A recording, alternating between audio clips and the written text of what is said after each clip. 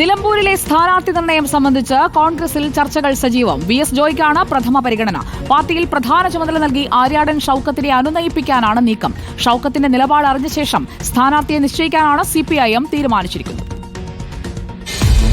നിലമ്പൂരിൽ തർക്കങ്ങളില്ലാതെ സ്ഥാനാർത്ഥിയെ പ്രഖ്യാപിക്കാനാണ് കോൺഗ്രസിന്റെ ശ്രമം.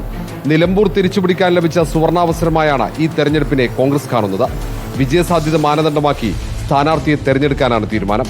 സ്ഥാനാർത്ഥിയെ കണ്ടെത്താൻ നടത്തിയ സർവേകളിൽ DCC അധ്യക്ഷൻ VS ജോയിക്ക് തന്നെയാണ് മുൻതൂക്കം.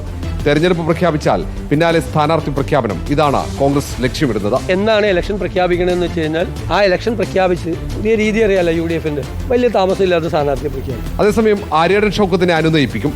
പാർട്ടിയിൽ പ്രധാന പദവി നൽകാനാണ് ആലോചന. അതിനിടെ നിലമ്പൂരിൽ സ്ഥാനാർത്ഥിയാകാനില്ലെന്ന് K മുരളീധരൻ വ്യക്തമാക്കി. വെറുതെ എല്ലായിടത്തും എൻ്റെ പേര് വലിച്ചടയ്ക്കേണ്ട. അവിടെ സ്ഥാനാർത്ഥിയാകാൻ പറ്റിയ ആൾക്കാർ ആ ജില്ലയിലും ഉണ്ട്, നിലമ്പൂരും ഉണ്ട്. അതുകൊണ്ട് സ്ഥാനാർത്ഥിത്വത്തിന് ഒരു പ്രയാസവും ഒരു തർക്കവുമില്ല. PV അൻവറിന്റെ കരുത്തിലാണ് കോൺഗ്രസിന്റെ പ്രതീക്ഷ. കോൺഗ്രസ് സ്ഥാനാർത്ഥി നിർണയത്തിൽ കലഹങ്ങൾ ഉണ്ടാകുമെന്ന് ഇടതു ക്യാമ്പും കണക്കുകൂട്ടുന്നു. കോൺഗ്രസ് സ്ഥാനാർത്ഥി പ്രഖ്യാപനത്തിന് ശേഷമാകും LDFന്റെ സ്ഥാനാർത്ഥിയെ തീരുമാനിക്കുക. റിപ്പോർട്ടർ, തിരുവനന്തപുരം.